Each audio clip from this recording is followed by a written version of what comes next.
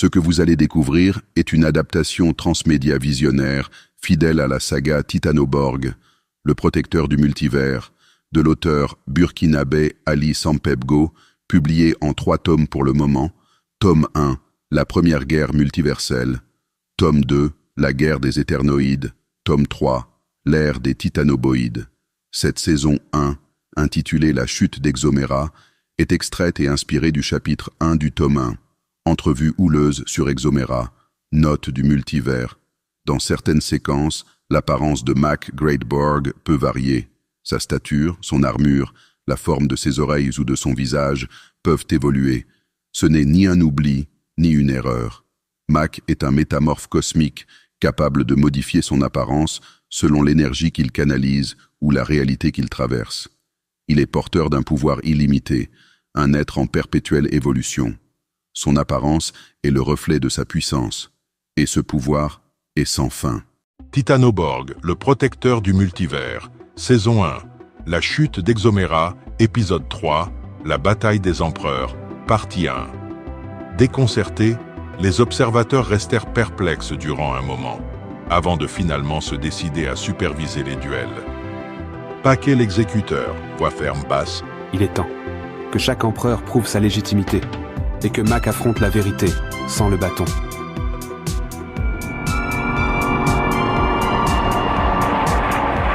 Ainsi débuta l'épreuve suprême de Mac Greatborg. Il allait affronter, l'un après l'autre, les 6 empereurs des planètes sœurs d'Exomera, dans une série de duels sans merci.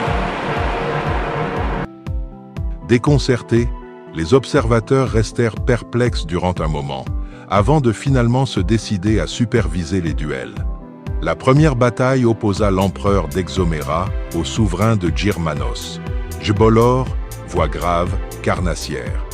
J'espère que ton peuple te regarde, Mac Greatborg. Ce sera ta chute et leur honte. À l'aide de leur pouvoir cosmique, les 2 antagonistes se téléportèrent sur l'un des satellites de la planète. Jbolor prit le Titanoborg par surprise en lui assenant un coup de poing dans le dos qui le projeta hors de l'astre et le renvoya directement sur sa terre natale. L'impact fut si puissant que l'objet céleste faillit sortir de sa trajectoire. Mac, se relevant avec une intensité glaciale. « C'est tout ce que tu as, Jbolor? Tu vas regretter de ne pas m'avoir brisé. » Mais il se releva, sortit ses 2 poignards cosmiques forgés dans un aérolithe, fonça tout droit vers le satellite tel un éclair, attira le colosse grâce à son champ magnétique télékinétique. Jbolor, s'écriant. « Tu crois pouvoir me manipuler comme une simple poussière d'étoiles ?»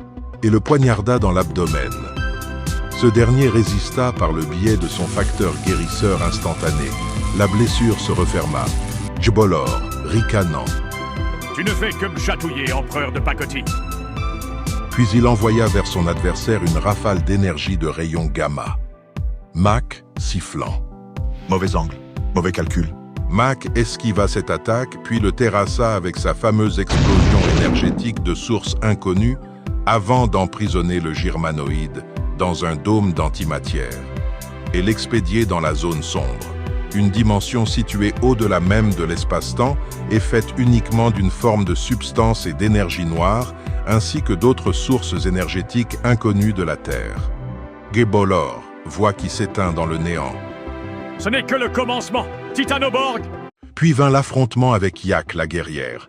Il n'eut pas le temps de reprendre ses esprits et de savourer sa victoire, quand la néthyrinoïde fit un grand bond dans les airs, atterrit par terre telle une fusée, et l'encorna avec ses cornes en métal d'origine extraterrestre.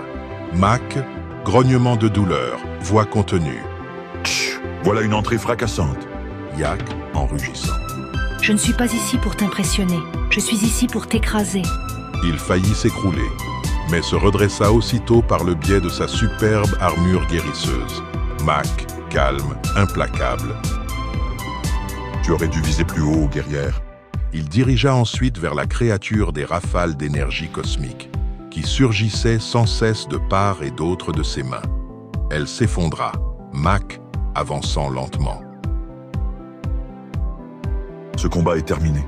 Et le Titanoborg en profita pour lui sectionner un bras, qui repoussa immédiatement grâce au facteur guérisseur ultra amélioré de celle-ci. Yak, se relevant dans un cri primal. Grrr, tu ne peux pas me vaincre. Je suis la fureur éternelle de Néthirion. Mac voit plus grave. Alors, il est temps que cette fureur se repose. Le gardien du bâton sacré usa d'un quart de la puissance de son armure pour la mettre hors d'état de nuire. Rainbow Eyes se servit immédiatement de ses pouvoirs.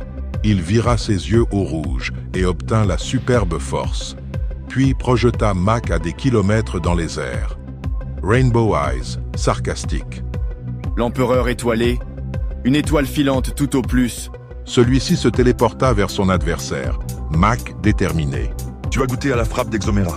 et lui examina un coup de pied tellement retentissant qu'on l'entendit depuis même les 7 empires. En colère, il rendit ses globes oculaires toutes jaunâtres et obtint une puissance équivalente à celle d'une naine jaune. Il focalisa donc plusieurs rafales d'énergie solaire sur son adversaire, Mac, grimaçant.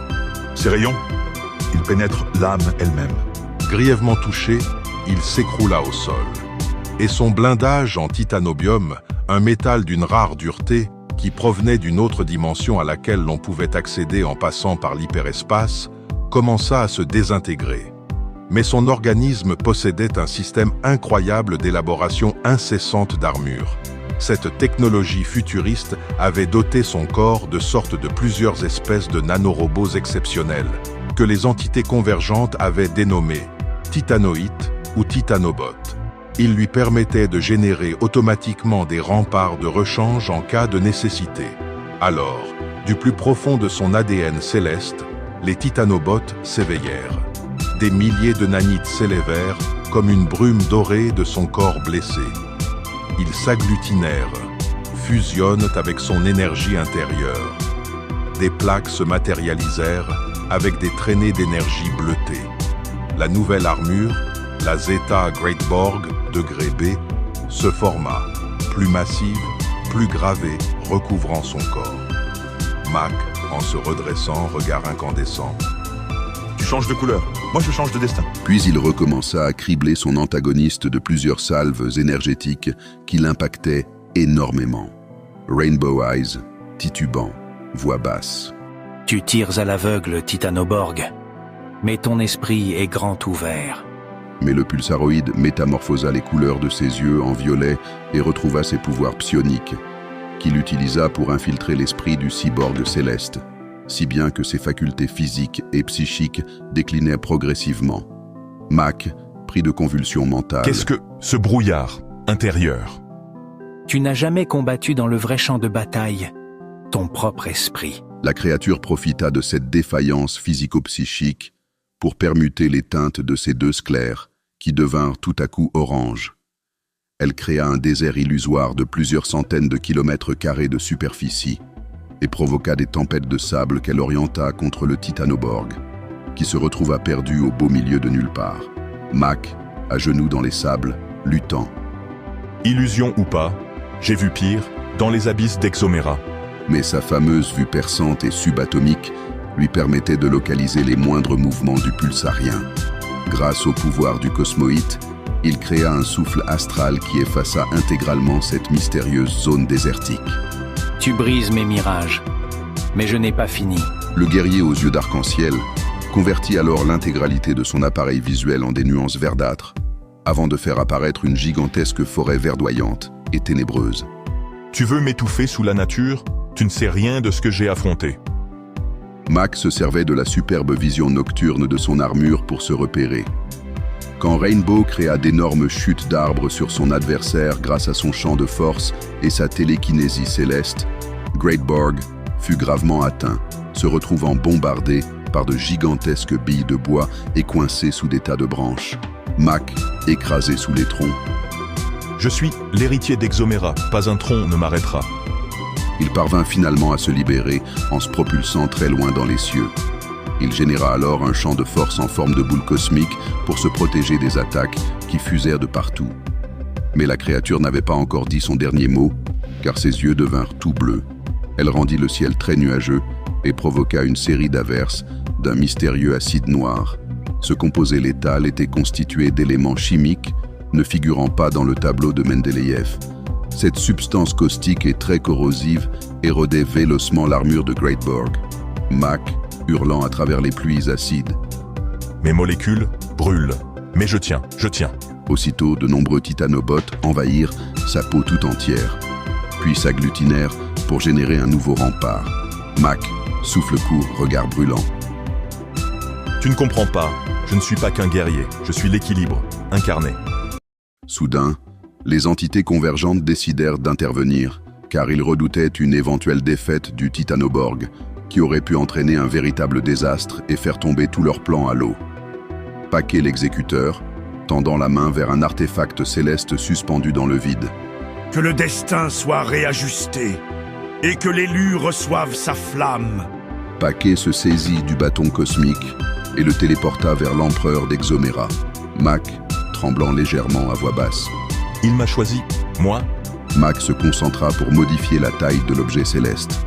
Le bâton s'agrandit dans ses mains, comme s'il répondait à son énergie intérieure, puis projeta de grandes rafales énergétiques sur son adversaire.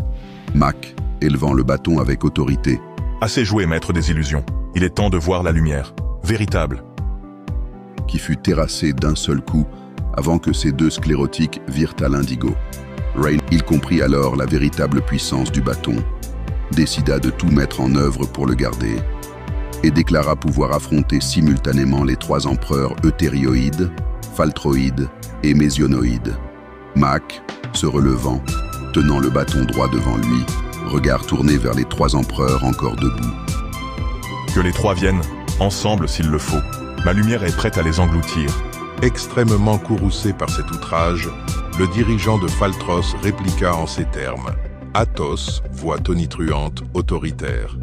Vous avez violé les clauses de notre contrat. En lui offrant le bâton, vous venez de signer votre propre arrêt de mort. Vous ne perdez rien pour attendre. Votre népotisme envers ce meurtrier ne restera pas impuni. Mais les convergents les avertirent. Akam le juge, voix solennelle, légèrement déçue. Nous avons commis une grave erreur en prenant cette décision. Jamais nous n'aurions dû autoriser ces duels. Notre divinité suprême ne souhaite pas que des serviteurs de Malephirox entrent en possession de son joyau. Vous avez osé défier l'autorité de notre protecteur céleste. Rien que pour cet affront, nous pourrions vous éliminer tout de suite du continuum espace-temps. Mais nous n'allons pas le faire. Nous allons le laisser s'en charger. Le Mighty vous offre une dernière possibilité de vous racheter, pendant qu'il est encore temps. Mais pendant qu'il parlait, une autre transformation avait déjà commencé. Le Titanoborg venait de fusionner avec l'énergie pure du bâton cosmique. Son corps vibrait à une fréquence multiverselle, tandis que sa silhouette s'élevait lentement vers les hauteurs.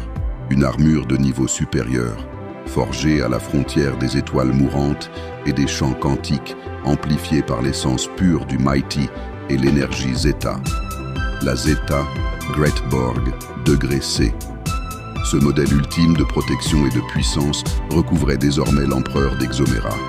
Son apparence avait changé, sa stature s'était accrue et son regard portait l'éclat d'un dieu en devenir.